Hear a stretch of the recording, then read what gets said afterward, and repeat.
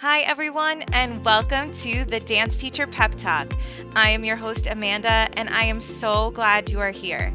This is a space for dance teachers and anyone interested in teaching dance who is looking for motivation and fresh ideas. As teachers, we spend our days motivating and giving pep talks to our students, and now this podcast is a pep talk just for you. We hope that it helps to ignite new ideas and even work through some deep dance related thoughts before you head into the studio. Thank you for your support, and now let's get into today's episode. Hi, everybody, and happy February.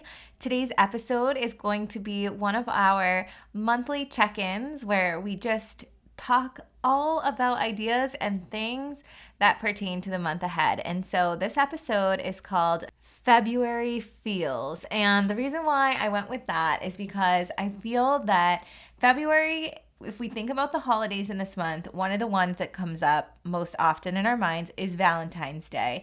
And so in my classes, I do use a lot around Valentine's Day to sort of thematically plan some different ideas. And so if you haven't gotten this from me yet, you will know that I do tend to kind of play with the holidays of the month. And the reason why I do this is because I feel that we have all these opportunities to make special moments within our classes and within the lives of our dancers. And what better way to make things special than to kind of focus on the holidays that they're already celebrating or already a part of in their day-to-day life and bringing it into the dance scene. So February feels definitely a month where it's a shorter month, I feel, for at least for myself, because one, it is a shorter month, and two, we do have a vacation in there where I teach. And so the other part of it too is we're doing recital choreography at this time. So I feel that February always flies by,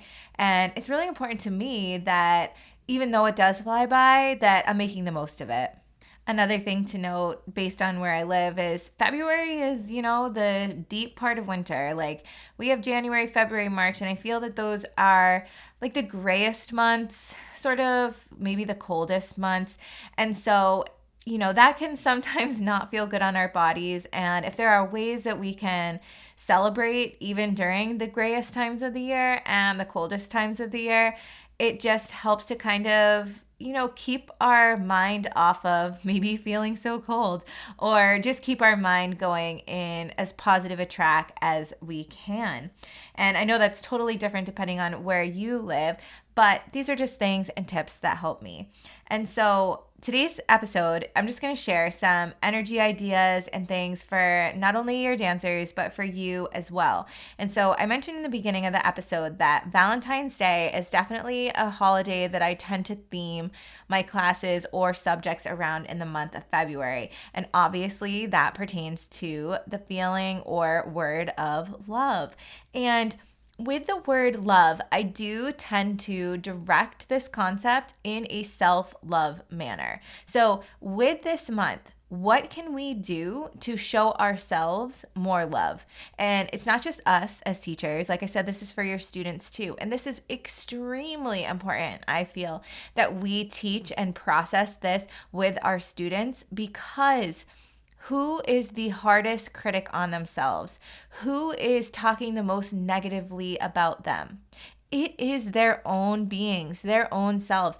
They are dealing with difficult inner critics, negative talk. They're dealing with being really hard on themselves, especially if you have a competition team and this is your competitive season. February, March, April tends to be kind of a big competition season where I'm from. And so during that time, with competition, we see our dancers being the hardest on themselves a lot of the time than they are all year.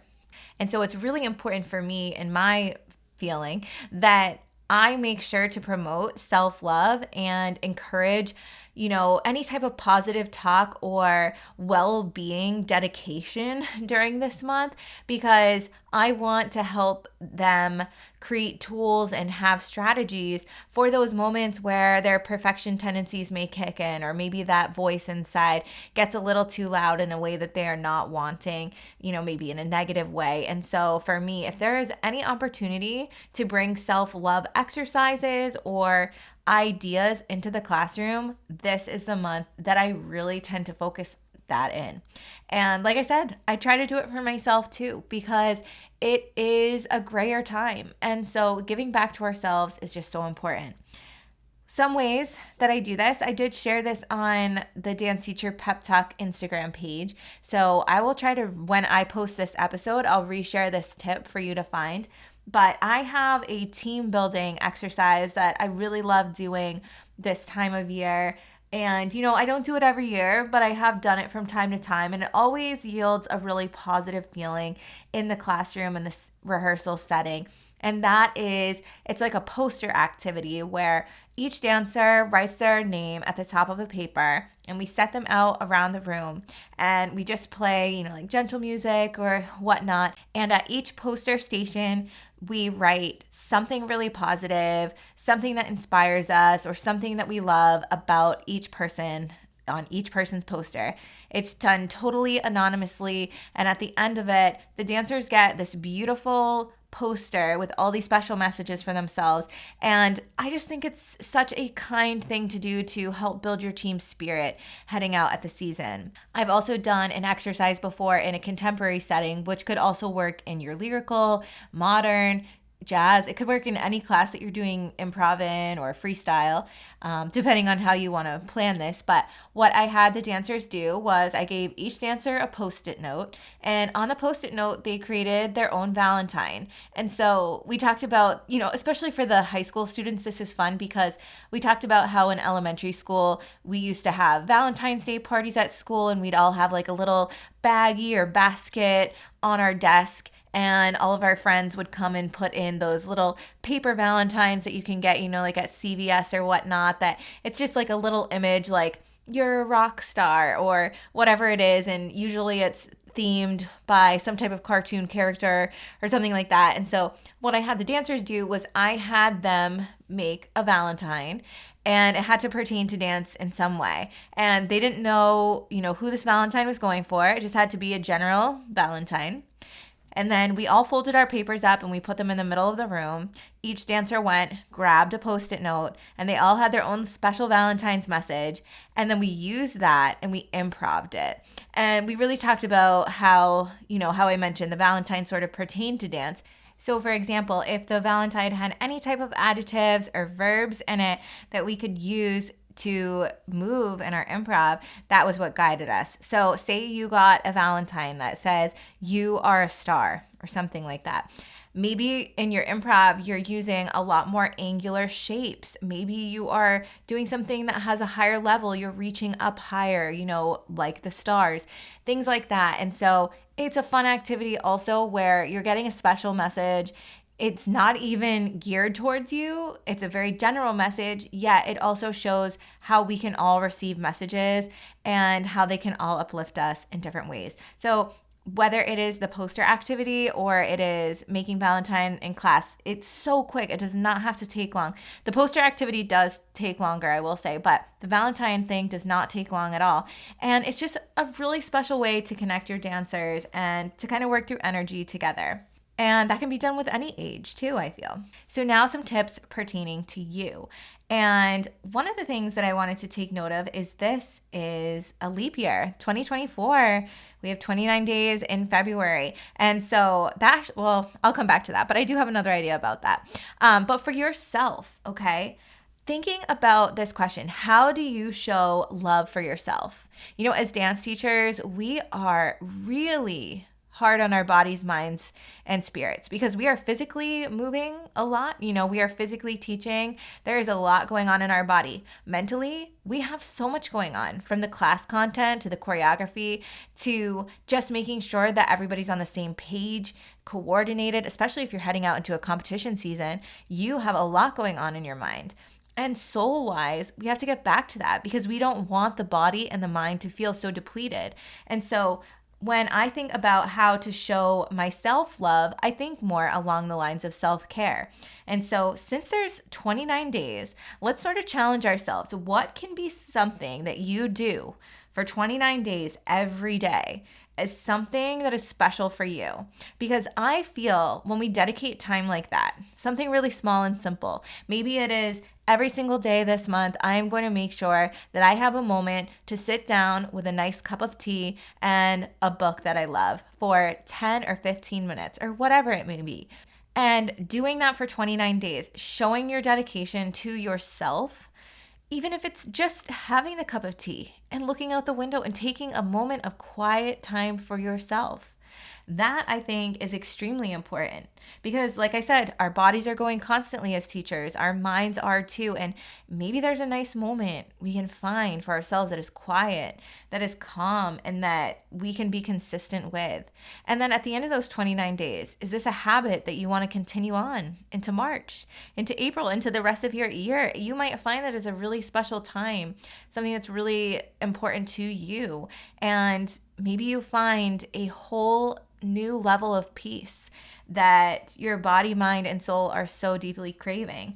So trying that for yourself, or even taking the Valentine exercise that you do for your students and writing one for yourself.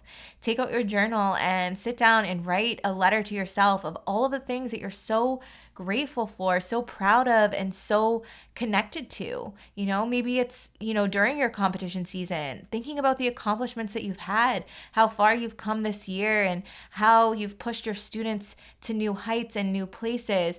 And maybe you're receiving feedback from your colleagues and peers that are really positive for you and you want to add that to your list. Or maybe you're just so proud of the work that you did this year. Writing that all down, I think, can help us to not only solidify that feeling, but to amplify it for ourselves as well. And when we're growing in that self-love, that only expands outward to others, because if we feel fulfilled inside and full, that, like I said, is just going to spill out to everybody that comes into our day-to-day. Now, I mentioned this year is a leap year, 2024. And so coming back to this idea that I just sparked into my mind as I was recording this, maybe you do some type of big studio-wide challenge for your dancers around leaps. Maybe we're doing something fun this month with trying to get our leaps or different leaps depending on what level we are at in our training, and maybe making something fun there. I really don't have anything concrete other than leap as the concept, but run with that. Maybe you'll think of something cool. Just came to my mind and thought I would share it. February also, as a month of self-love and the way that I focus that, it also helps us, as I mentioned in our section, it helps us to spread the love out to others as well. Because when we are finding more appreciation for ourselves, it just continues to radiate outward. And so for your teams, that means, a loving, kind team heading out into season. It means loving and kind classes in your studio setting. And another place that it could spill out to is your community. February is a great month too to check in, are we doing community initiatives, or is that important for you? And if it is, how can we start to incorporate that? Because it's so wonderful not only to be a studio within your community, but when you are involved with your community as well and you're a part of that. And the dancers, a lot of them too are looking for community service hours for school requirements. And maybe there's something there that we could even put out to the students. How do they want to be involved with the community? So spreading love, not only for ourselves, with ourselves, but also into the community as well. On Dance Teacher Pep Talk Instagram this month, I highly recommend you following us because I am going to be sharing different ideas that I use this month movement-wise in my classroom tips. Classroom tips come out on Wednesdays. And then also, I posted some Valentine's playlists that you could use for your contemporary or jazz classes if you are looking to have some themed playlist material, because I always love doing that if it's a big holiday. And yeah, Valentine's Day isn't really a big holiday, but it can be one that we can have a lot of fun with, especially when it comes to the playlist that we're using in our classes. So definitely check out at Dance Teacher Pep Talk on Instagram. I'm going to be sharing my Valentine's Day stations idea. However, it doesn't need to be stations.